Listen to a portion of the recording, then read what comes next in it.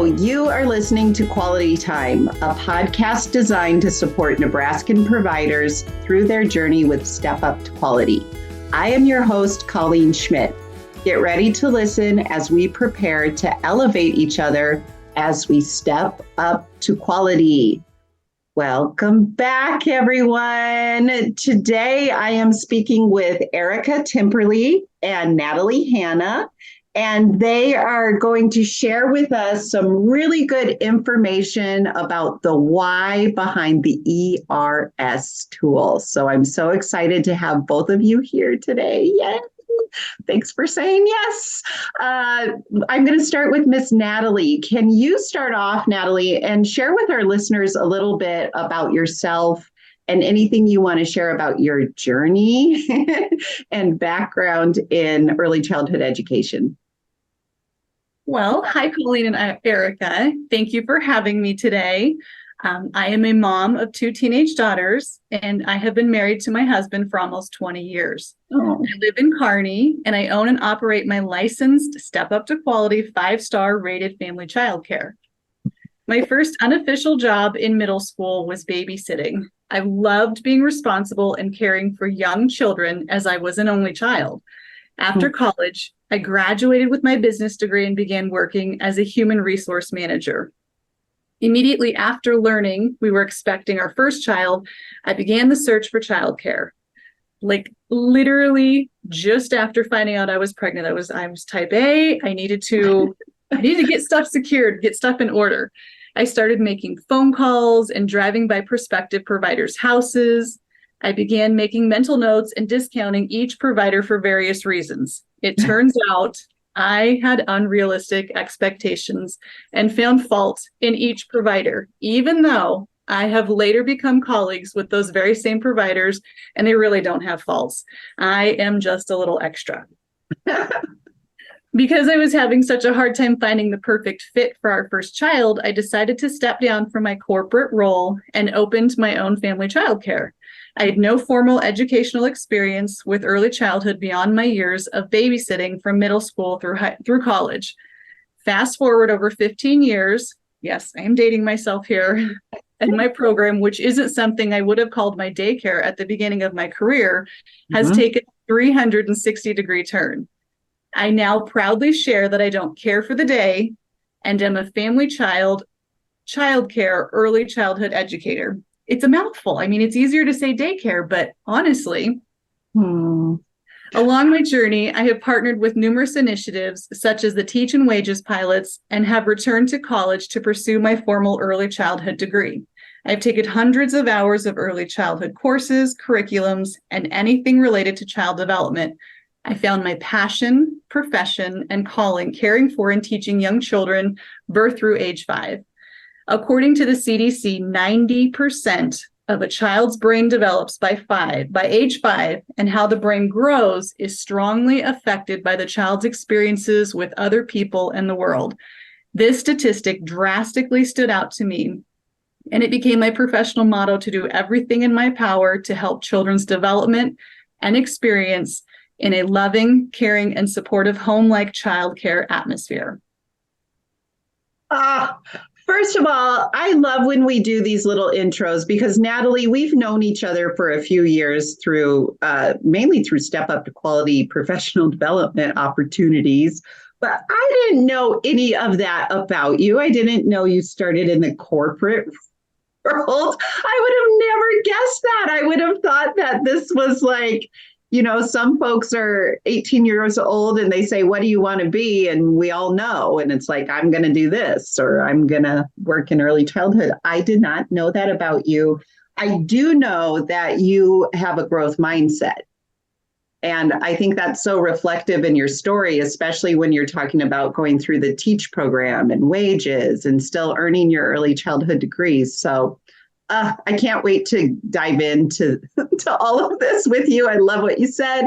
It resonates with me about, I'm not type A, but I am pretty particular when it comes to care for my own kids. So I totally get what you're saying on that. So thanks for that intro, Natalie. That was perfect. So glad to have you.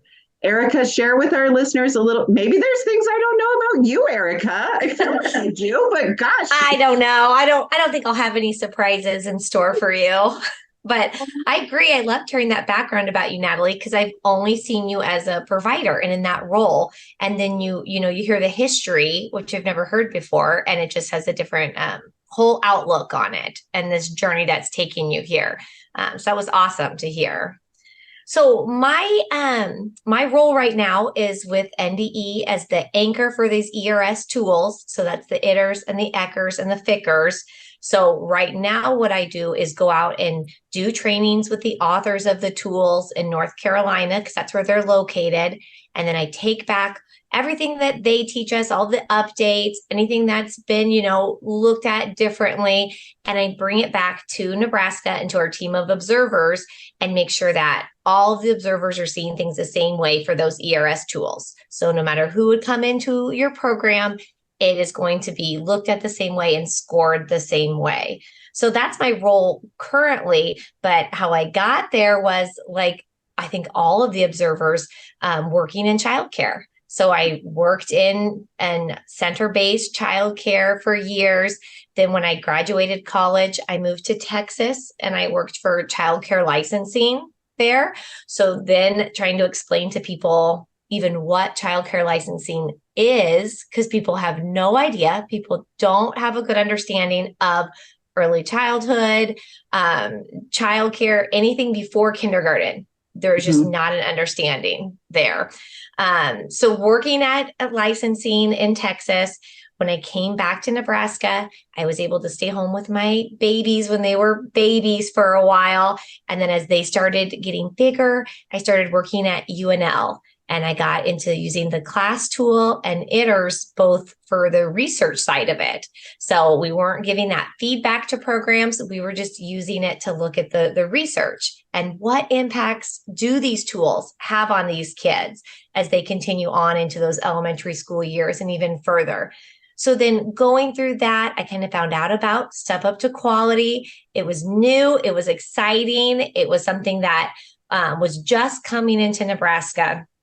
And I was really excited to be able to start coaching with Step Up to Quality. And I coached for about 5 years.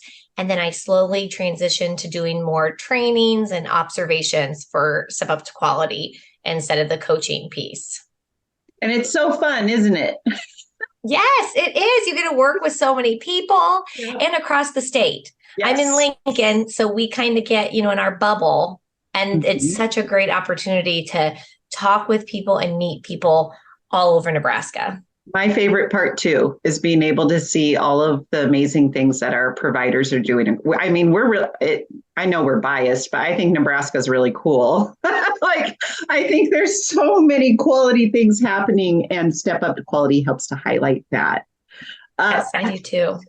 Well, let's jump in. So Erica, you just shared as part of your story that you are a trainer. And you actually train on both tools. We'll get maybe into that a little bit more towards the end of our podcast, but let's focus on the ERS. So the ERS is a tool that is a choice for our providers here in Nebraska with their journey with Step Up to Quality. So tell us and tell our listeners a little bit about why you are maybe the number one cheerleader for the ERS tool, Erica. Why are you passionate about training on this tool? When we talk about those ERS tools, we're talking about ITERS, which is for center-based infant and toddler, ECHRS, which is center-based pre-K age group, and then the FICRs, which is the home-based program. So we really can hit all the age groups depending on which tool you're using. And I think what I really like about this tool is it encompasses so much of what is going to determine the quality of the child care children are receiving.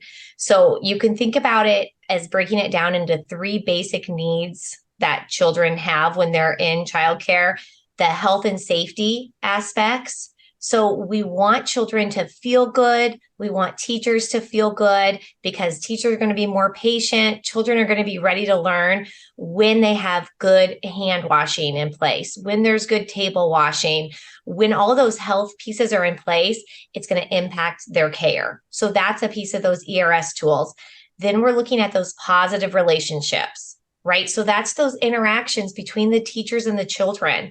That's what's building that community within a classroom, that love. When you go in there, you can feel those connections in a classroom, right? That positive relationship. Those are pieces that are in these ERS tools. And then kind of the third big overarching, idea behind these ERS tools is the opportunities for children to experience a varying type of materials. Mm-hmm. So the classroom is full of different types of materials for the children to experience. And beyond just having them in the room on the shelves is children's ability to access those materials. So accessibility is a huge term for these ERS tools, because you can have the best materials in the world and your classroom can look like a catalog. But if those children don't get access to those materials, or when they do play with them, those teachers aren't interacting, mm-hmm.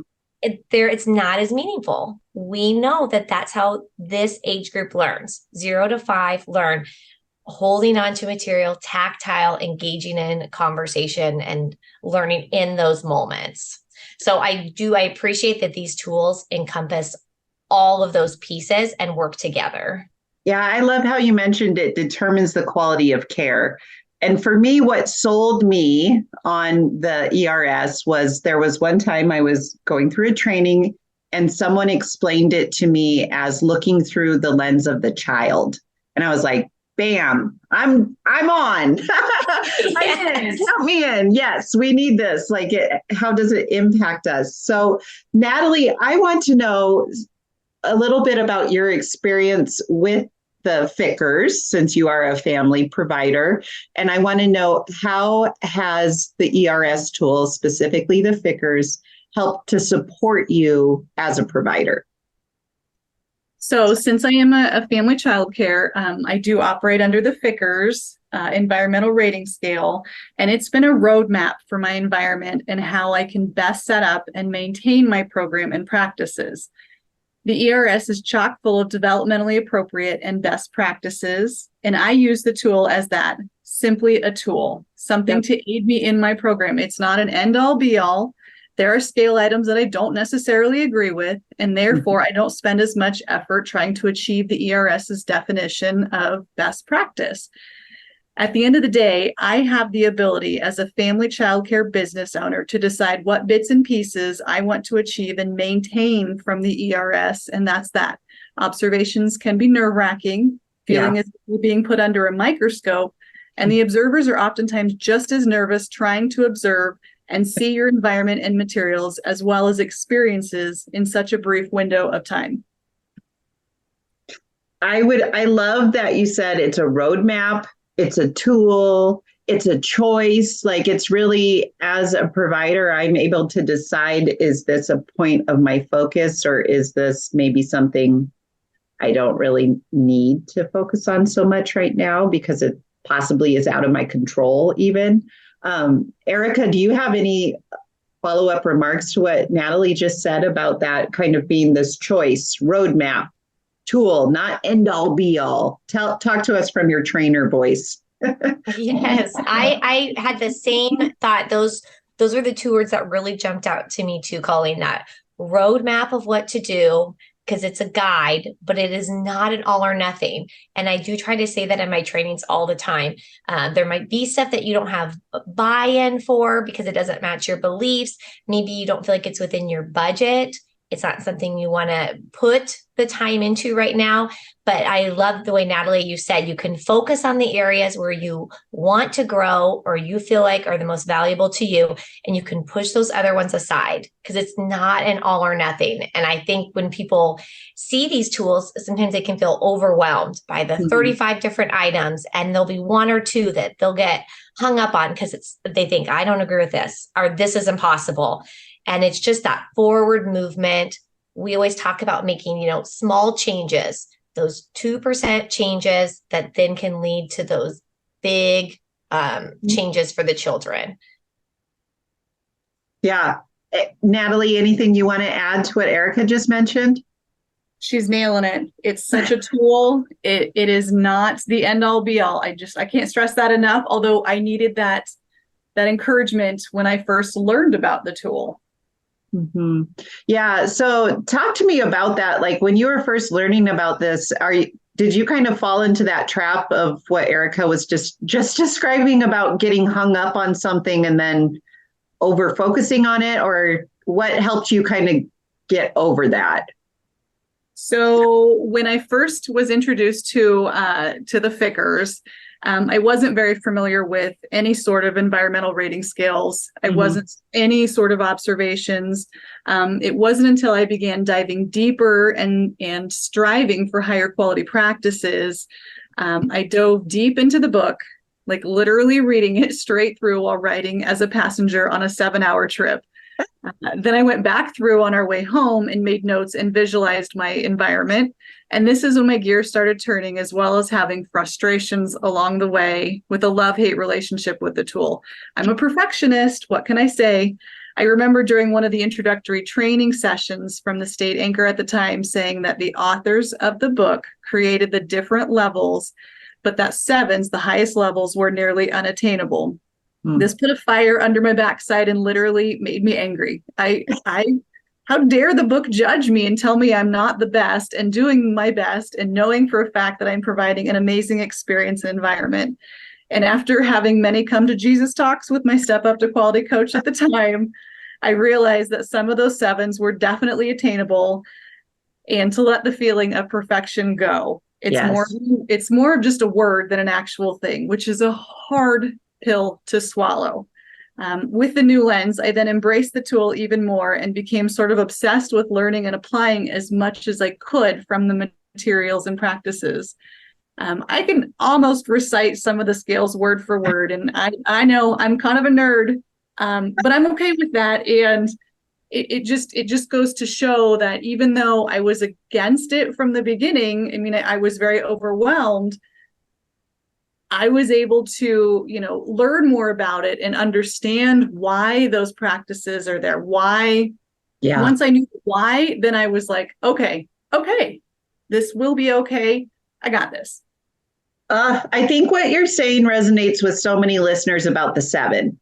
And I just kind of want to echo how you're saying it's not about the 7. And sometimes that's really hard to get over, especially you said you labeled yourself type A, especially when you're really wanting to do everything right.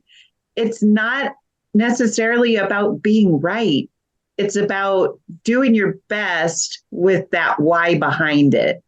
And I just really love how you highlighted it. And you led me right to my next question that I want to ask Erica about, where it really is, in my opinion, all observational tools are really intended to be more of an opportunity for professional development.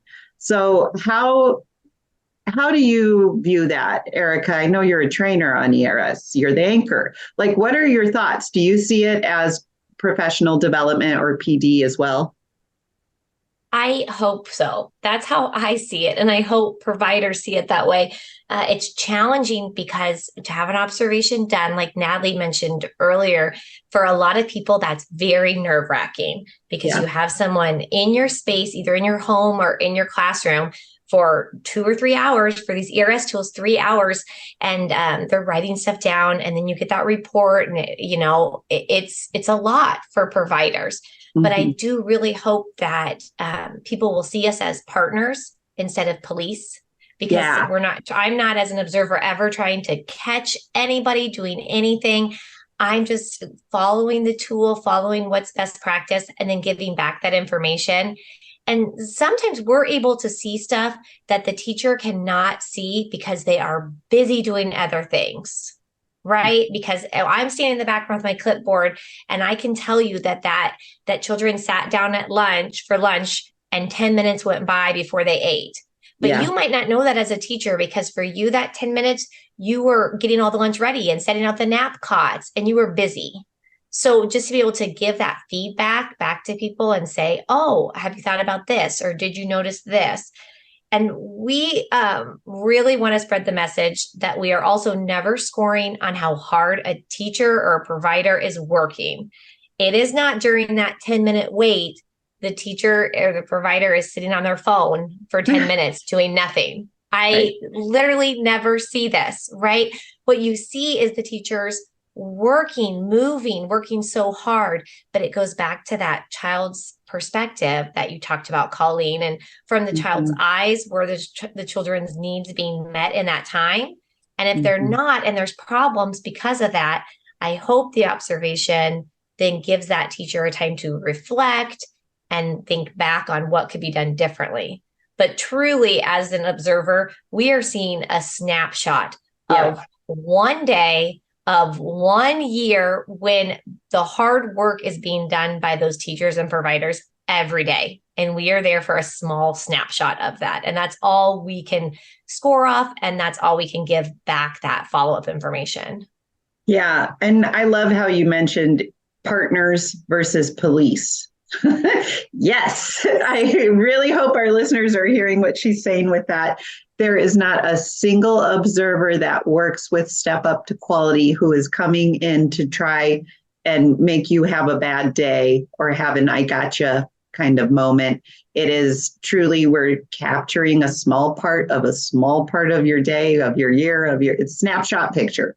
It's PD for you. It is really just about growing. And I want to hear Natalie talk about if you've noticed a difference that having an observation like the Fickers can make with the kids that you're serving, the children in your care. How has it impacted your kiddos? It's created such a positive impact with the children in my care.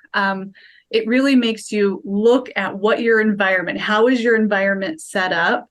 What are you offering? What materials? It kind of, because it has that guideline and examples in the book, you really kind of take that back and you look at, okay, how you reevaluate what you have to offer and how you can enhance it. And it has elevated the materials that I have invested in for my childcare children. And then what I'm able to give back to them is so much more rich and enriching for the children. I love that. That's like big impact stuff. When we talk about it's elevating like what I'm interested in investing in with my materials, like I'm being really intentional. Every single material in your program should have a purpose and you should know what it is. It shouldn't just be, just have this just because, or even because it's in the ERS, like there's a reason why it's in the ERS. So that intentionality behind that, I love that you said that. Natalie, I want to ask a question from a provider lens. So we have two options. We have the option of choosing a class assessment or an ERS, depending on what type of provider you are. And I feel like there may be two camps, and I feel like we have a us versus them mentality sometimes with these tools. And I don't feel that way. I see value in both, but I want to hear your perspective as a provider who is familiar with both options. I know a lot of providers, because the Fickers has been the initial environmental rating scale that we're all familiar with. And again, you either have a love or hate relationship with it. And because of that, and because it's so focused on health practices versus the class model, which is more on relationships, since the Fickers model has updated and implemented more of the relationships and social emotional tactics, I feel like they're two different beasts, but at the same time, the end goal is very much the same. Yes. I feel like there's, it's the fence. You're either pro Fickers or you're pro class, whereas the end goal is really the same. And so to kind of straddle that, it's hard for providers. Change is hard when you're used to one form of observation or one form of environmental rating scale. That's what you're used to. And if you don't like it, then a lot of people are bound to ultimately love the other model simply because it's different and they don't like the other model. Whereas, they're both out for the same purpose, and the child at the end is the person who is the end goal, who we're supposed to be benefiting. And so really they're two and of the same. Yes, I totally agree. And before we hit record on this podcast, I even said we can't throw the baby out with the bathwater. Like, it doesn't matter which one you choose. You should still be doing all the things all the time with all the kids. Like, and if we start seeing it, just like you said, Natalie, with like this end goal of, what's the why behind these tools, like it's to support kids. Erica, do you have thoughts on this? Because you also love both. So talk to our listeners about kind of what Natalie just shared. Yeah, I think that there has been this maybe division that we're seeing more so now within providers, because with Step Up to Quality, you have to choose one. But you can also do trainings on both. And I think that they both have such great potential for how they can impact centers and homes. So you hate to miss out on the information from one by only staying on your train track, right? Mm-hmm. Especially when you have the opportunity to do the trainings for both of them. I think they really complement each other. At the end of the day, I say in all the trainings, whether it's a class training or ERS training, best practice is best practice. So no matter what, you're learning skills that you're going to be able to implement and take with you into your classroom or your home.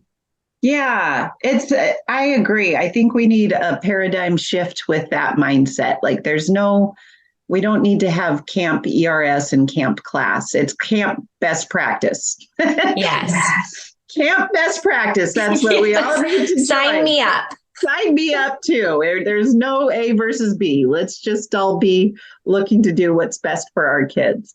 I know something for sure that's best for our kids is having happy, healthy providers in their lives. So a theme that we've had this season for our podcast is this is also a self-care space for providers. So I want you both, if you're willing, to share a little bit about how do you take care of yourselves? You're both busy mamas. You're both working lots. You have lots of things you're juggling. Like, what's your self-care look like? Erica, why don't you go ahead and start? Yes, I think like Natalie said, she had a couple teenagers. I think I have 9 to 15. Nobody can drive. So Yep. I saw, I knew we were going to talk about self-care, and I thought, oh goodness, what am I going to say? But in thinking about it, I think that we do some things without even realizing it. Yeah. Right? What do you tell me? Mm-hmm. Yeah. Yeah. So I think I do make time to exercise sometimes, not all the time, not daily, but sometimes. And then this is kind of unique, but I took piano as a child for 4 years or so. And it was probably 5 or 6 years ago now, I started teaching myself piano again. So I started with my old piano books where the pictures are just huge and colorful. They're made for children, level 2 piano. And now I'm into the adult books. I'm like a legitimate adult, maybe low intermediate piano player. But I really do find that helps my stress. When I feel stressed and my brain just gets going, when I do play the piano, that has really helped. But I know that that's not an option for a lot of adults, or you haven't thought about piano lessons since you were a child, but I will say that's my self-care.